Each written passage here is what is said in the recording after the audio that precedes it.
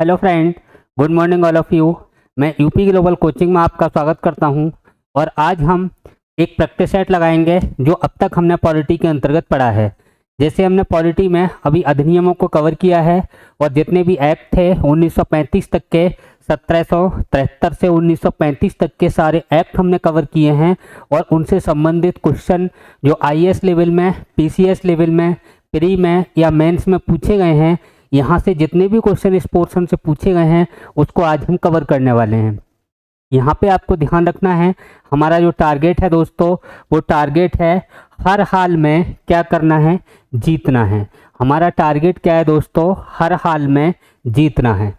अब हर हाल में जीतना है दोस्तों, तो यहाँ पे जो क्वेश्चन हम सॉल्व करेंगे वो क्वेश्चन कौन से लेवल के होंगे, पीसीएस और आईएएस में पूछे गए क्वेश्चन होंगे।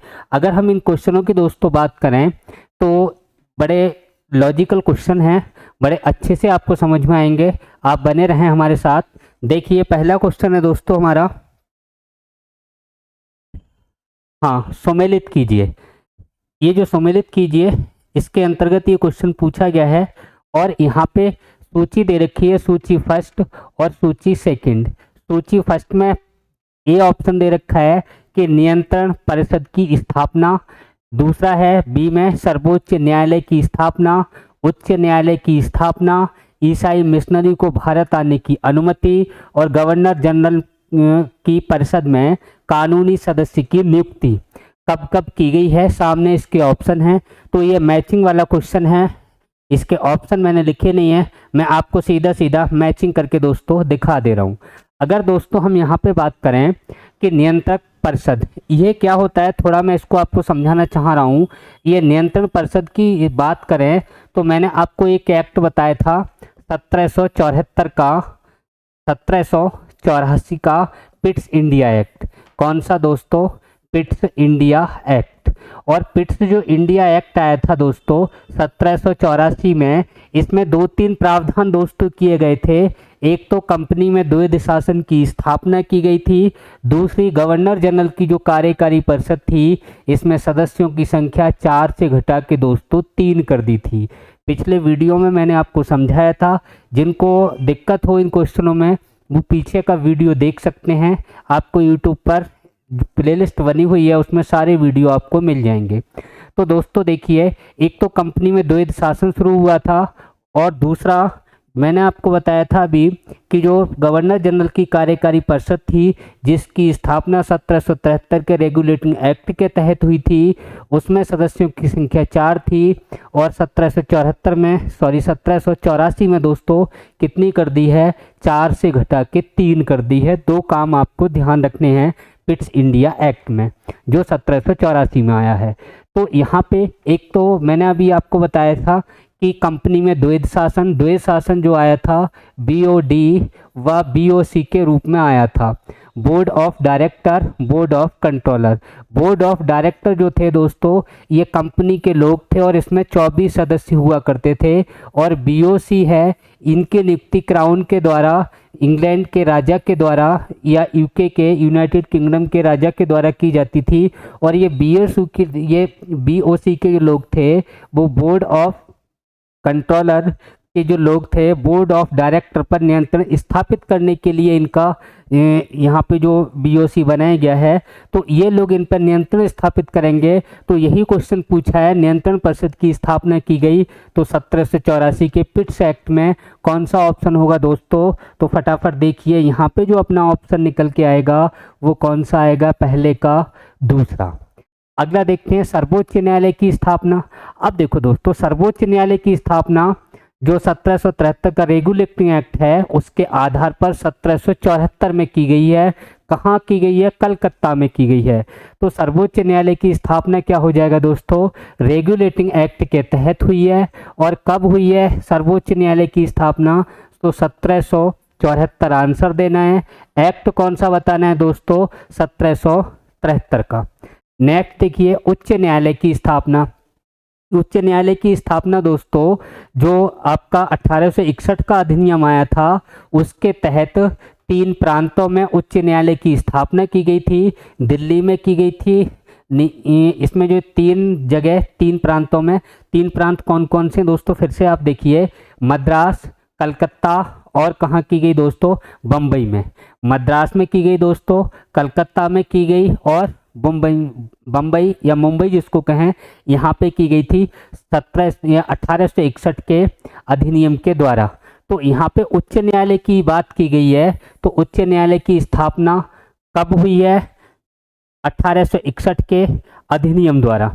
भारत परिषद अधिनियम कौन सा, 1861, और 1861 में 3 उच्च न्यायालय की स्थापना की गई है। और कहाँ कहाँ की गई है, तो एक तो दोस्तों कलकत्ता ध्यान रखना है, दूसरा हमें कहाँ ध्यान रखना है, मद्रास ध्यान रखना है, और तीसरा कहाँ दोस्तों, बम्बई ध्यान रखना है। तीसरा कहाँ, बम्बई। अब देखो, अगर हम बात करें दोस्तों कलकत्ता, तो कलकत्ता में 1700 जो, एक तो 1774 में क्या बन गया, सर्वोच्च न्यायालय, और दूसरा हम देखें तो उच्च न्यायालय कलकत्ता में कब बना है, तो उसका हमें ध्यान रखना है, ये 1861 के अधिनियम के आधार पर बना है। तो इसका सी का तीसरा हो जाएगा। अगला देखिए, ईसाई मिशनरी को भारत में आने की अनुमति कब मिली, तो दोस्तों ये कब मिली है, 1813 के चार्टर में मिली है। 1813 के चार्टर में दोस्तों आपको 2-3 बातें ध्यान रखनी हैं कि कंपनी के एकाधिकार में कमी कर दी थी, जिसमें केवल चाय को छोड़ा था, चीन के साथ व्यापार को छोड़ा था और अफीम को छोड़ा था। शिक्षा पर 1 लाख रुपए का खर्च किया गया था और ईसाई धर्म के प्रचार के लिए ईसाई मिशनरी को भेजा गया था। ये मैंने आपको पढ़ाया था दोस्तों।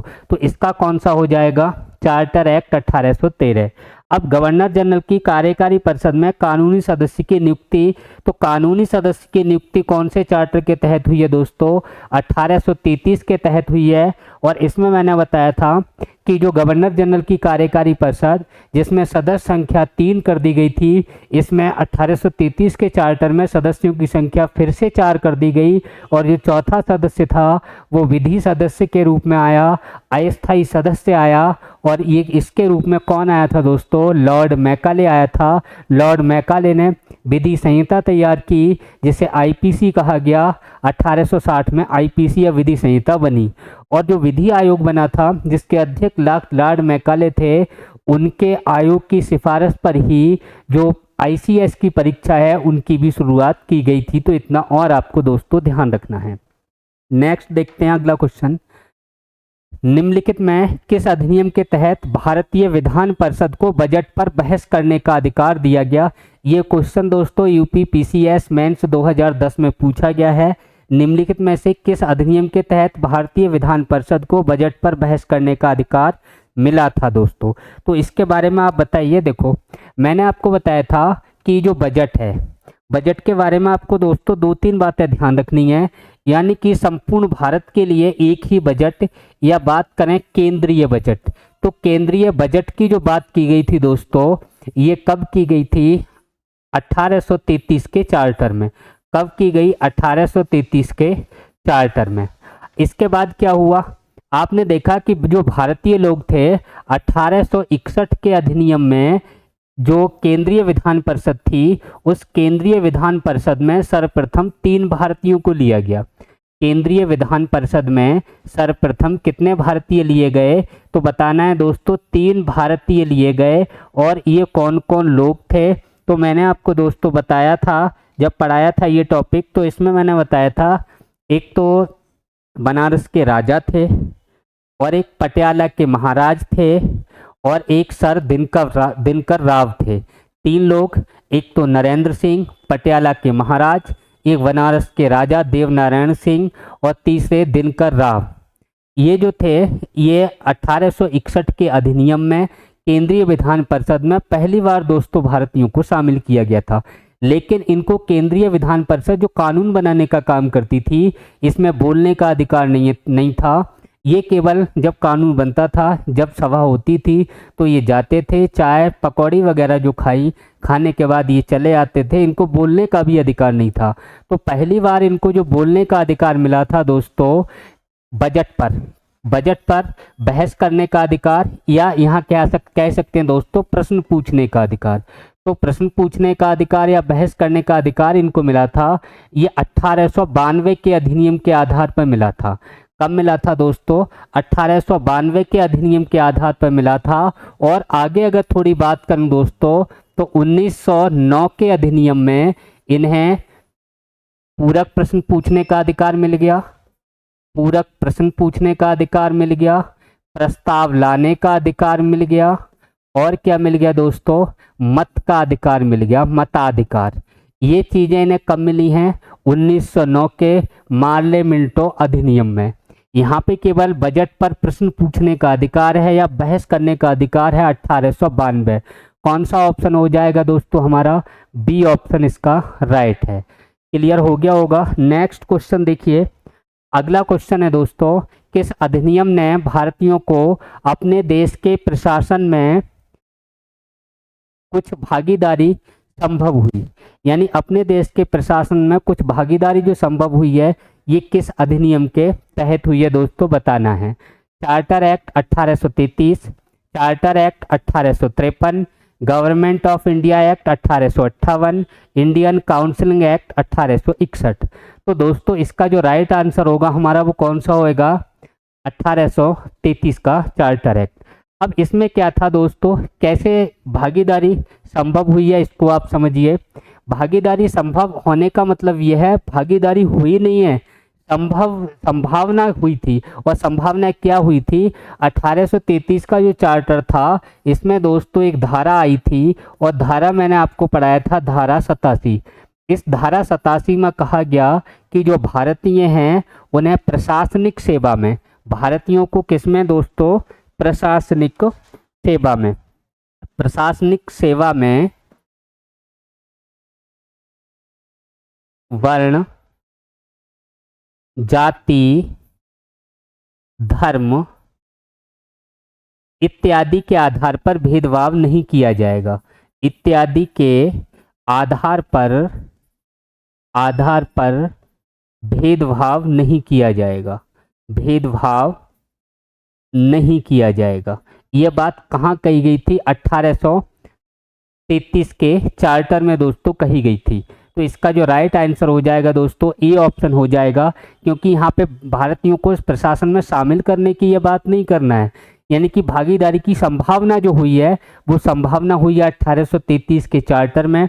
और 1833 के चार्टर में मैंने आपको बताया था एक विधि सदस्य को लिया गया।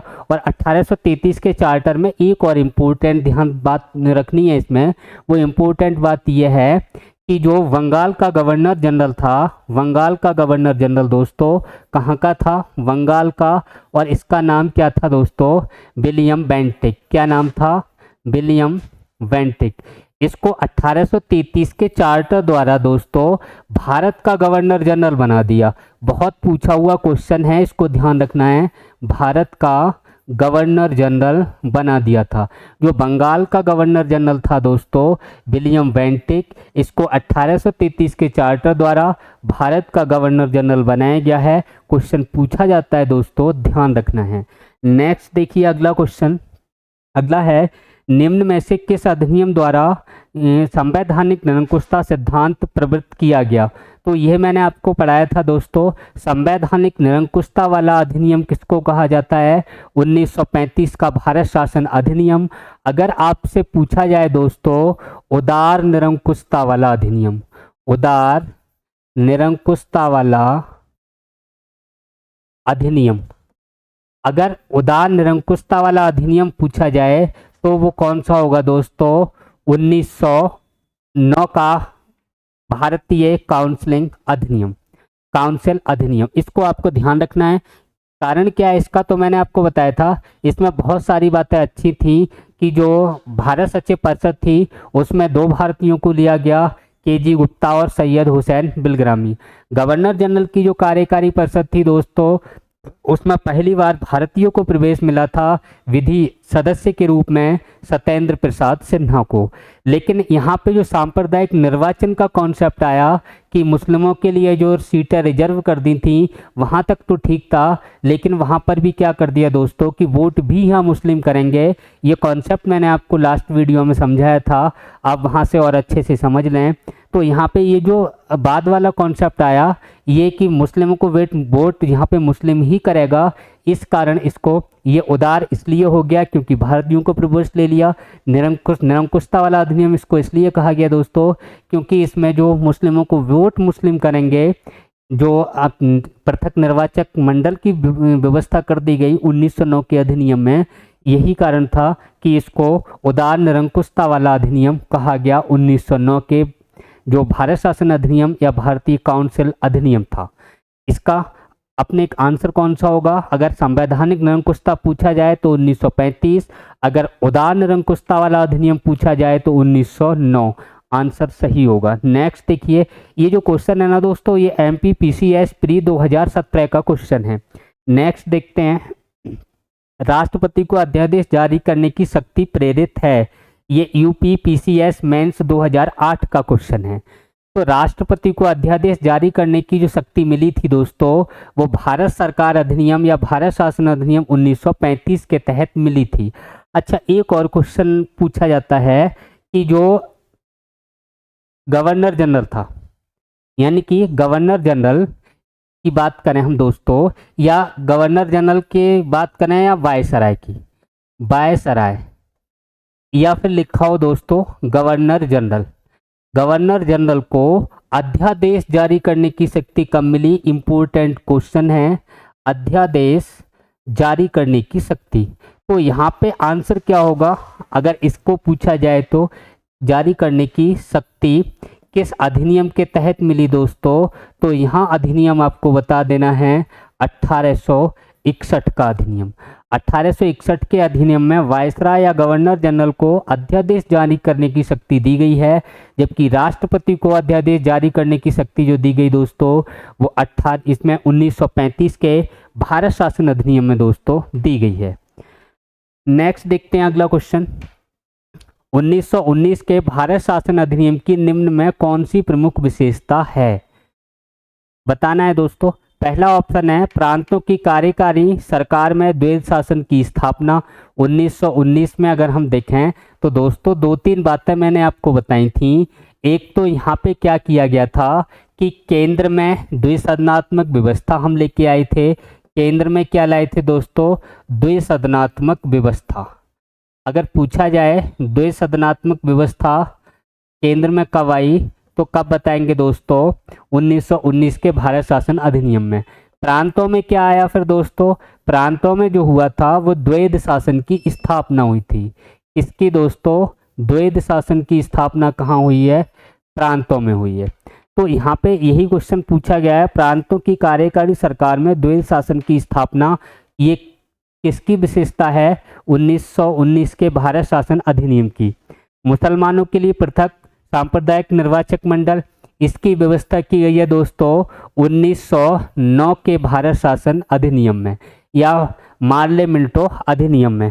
केंद्र द्वारा प्रांतों को विधायी शक्ति का हस्तांतरण किया है दोस्तों, ये किया है 1935 के अधिनियम में। किसमें किया है दोस्तों? 1935 के अधिनियम में।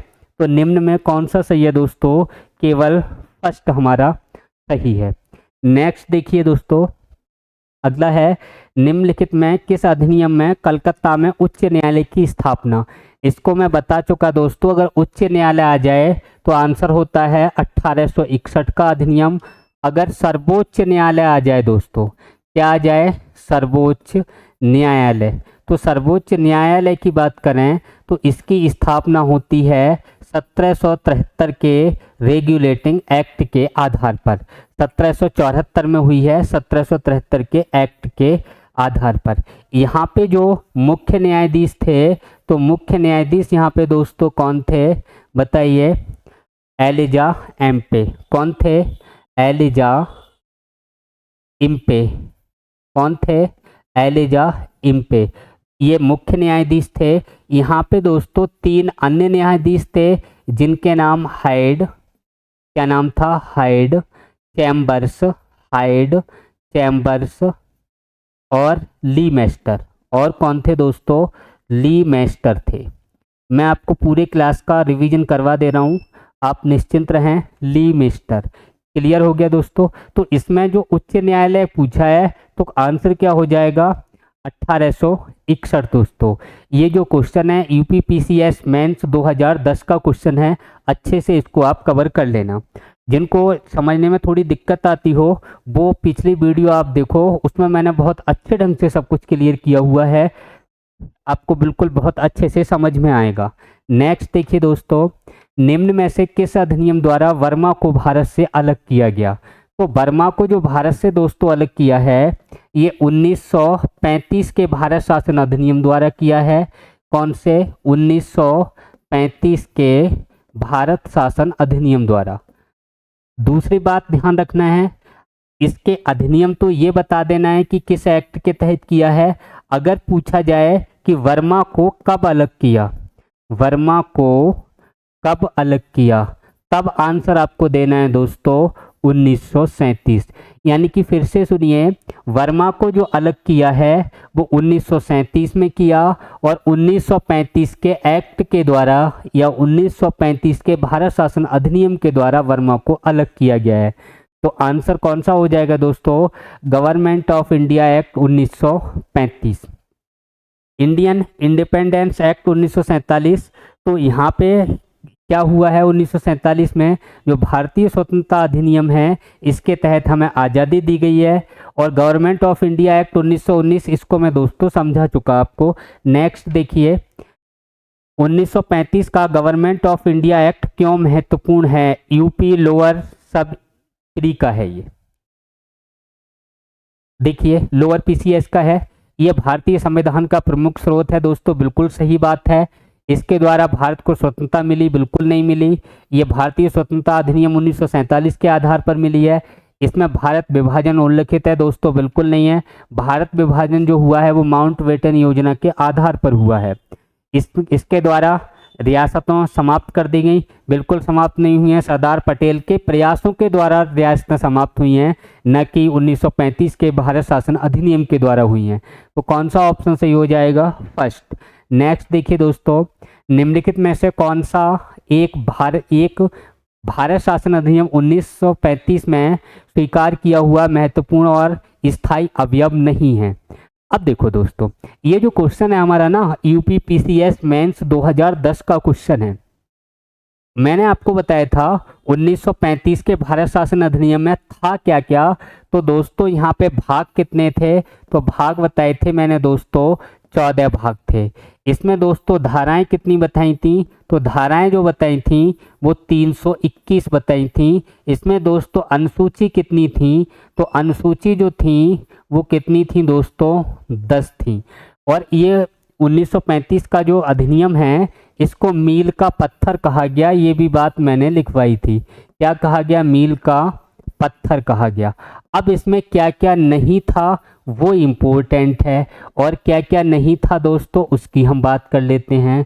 एक तो इसमें दोस्तों लिखित संविधान की बात नहीं की गई थी, मैंने लिखवाया था आपको पिछली वीडियो में, लिखित संविधान की बात इसमें नहीं की गई है, इसको दोस्तों ध्यान रखना है। दूसरा, यहाँ पे अगर हम बात करें मूल अधिकार, तो मूल जो अधिकार हैं फंडामेंटल राइट हैं दोस्तों, इनको भी नहीं रखा गया। अगर हम बात करें दोस्तों मूल कर्तव्य, तो मूल जो कर्तव्य होते हैं दोस्तों इनको भी नहीं रखा गया। अगर हम बात करें दोस्तों प्रस्तावना, तो प्रस्तावना भी इसमें दोस्तों नहीं थी। ये जो नहीं था वहीं से क्वेश्चन आया है, जो था उससे नहीं आया है। तो यही कह रहा है कौन सा स्थायी अवयव नहीं है। तो देश के लिए लिखित संविधान की बात बिल्कुल नहीं की गई है दोस्तों, देश के लिए लिखित संविधान की बात इसमें बिल्कुल नहीं की गई है। विधानमंडल की निर्वाचन एवं जवाबदेह प्रतिनिधि, ये सही है, ये था। एक संघ की योजना, मैंने आपको संघ के बारे में भी बताया था कि इसमें संघ की स्थापना की गई थी, जिसमें भाई साहब केंद्र और राज्यों को बांटा गया, जिसके आधार पर 11 प्रांत बनाए गए, 6 चीफ कमिश्नरी बनाई गई और देसी रियासतें दोस्तों बनाई गई थी। और अगर हम इनकी शक्तियों की बात करें दोस्तों, तो राज्यों के बीच शक्तियों का बंटवारा किया गया था। इनमें 4 सूची बनाई गई थी, केंद्र सूची, राज्य सूची, संवर्ती सूची और अपशिष्ट सूची। अपशिष्ट सूची पर वायसराय का अधिकार होता था, केंद्र सूची पर वायसराय और वायसराय की जो गवर्नर परिषद है उसका होता था, राज्य सूची पर प्रांतों का अधिकार होता था, प्रांत कानून बना सकते थे, और जो समवर्ती सूची है इन पे प्रांत और केंद्र दोनों कानून बना सकते थे। 4 सूचियां मैंने बताई थी 1935 के भारत शासन अधिनियम में। यानी संघ की स्थापना बन नहीं पाई थी। लेकिन क्यों नहीं बन पाई थी ये भी दोस्तों मैंने बताया था कि देशी रियासतों को उनकी मर्जी पर छोड़ दिया गया। वो चाहें तो संघ में भाग लें, चाहें तो भाग ना लें।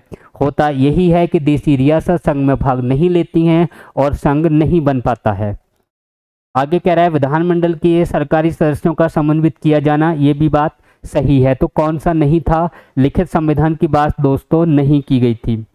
नेक्स्ट देखिए, एक संघीय व्यवस्था और केंद्र में द्वैध शासन भारत में लागू किया गया। यूपी पीसीएस मेंस 2013 का क्वेश्चन है। द्वैध शासन यानी संघीय व्यवस्था और द्वैध शासन, केंद्र में द्वैध शासन। अब देखो अगर दोस्तों पूछता ये प्रांत में द्वैध शासन, तो प्रांत में द्वैध शासन कब लगा दोस्तों? तो ये मैंने आपको बताया था, प्रांत में जो लगा था वो 1919 के भारत शासन अधिनियम में लगा। लेकिन ये जो द्वैध शासन जो प्रांत में लगा था इसको 1935 में दोस्तों इसको क्या कर दिया? खत्म कर दिया। इसको खत्म दोस्तों कब किया? 1935 के भारत शासन अधिनियम में दोस्तों इसको खत्म कर दिया है। और इसे खत्म करके प्रांतों में द्वैध शासन था, इसे खत्म कर दिया और 1935 में ये केंद्र में द्वैध शासन लेके आए थे। क्या लाए थे? केंद्र में द्वैध शासन। केंद्र में ये द्वैध शासन लाए। और क्या लाए दोस्तों? और यहाँ पे ये द्वैध शासन के साथ साथ एक बात और ध्यान रखनी है आपको दोस्तों। वो क्या ध्यान रखना है कि यहाँ पे जो संघ है, संघ की स्थापना का प्रयास किया गया था लेकिन संघ बन नहीं पाया, जो मैंने अभी आपको बताया था। इसको इन्होंने जो प्रांत थे 11 प्रांतों में 6 चीफ कमिश्नरी में बांटा था और देशी रियासतों को स्वतंत्र छोड़ दिया था। तो इसका आंसर दोस्तों कौन सा हो जाएगा? 1935 का अधिनियम। कौन सा हो जाएगा दोस्तों? 1935 का अधिनियम इसका आंसर होगा दोस्तों। इसको हमें ध्यान रखना है। आइए देखते हैं नेक्स्ट क्वेश्चन क्या है। तो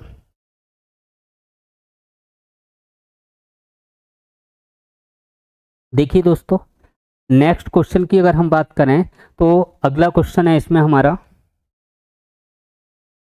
12 नंबर। इसको देखिए दोस्तों, यहाँ पे क्या पूछा गया है? यहाँ क्वेश्चन ये पूछा गया है कि अखिल भारतीय महासंघ स्थापित करने का प्रावधान शामिल किया गया था। तो अखिल भारतीय महासंघ की हमने अभी बात की, या दोस्तों हम बात करें यहाँ पे एक संघीय व्यवस्था की, एक ही बात है। तो इसका आंसर कौन सा होगा? 1935 का भारत शासन अधिनियम। ये क्वेश्चन पूछा हुआ है दोस्तों, यूपी पीसीएस मेंस 2012 का क्वेश्चन है दोस्तों, इसको ध्यान रखना।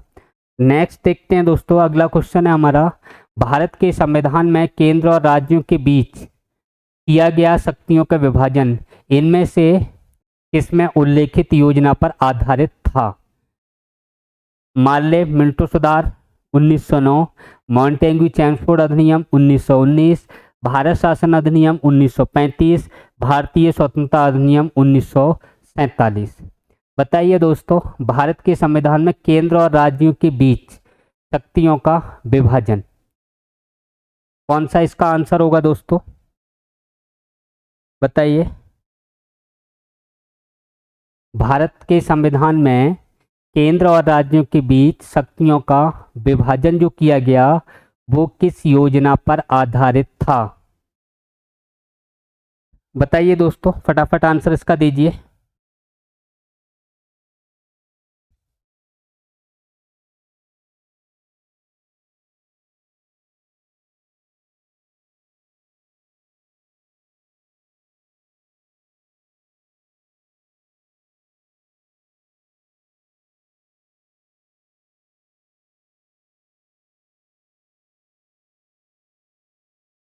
हाँ दोस्तों, देखिए कौन सा था इसका?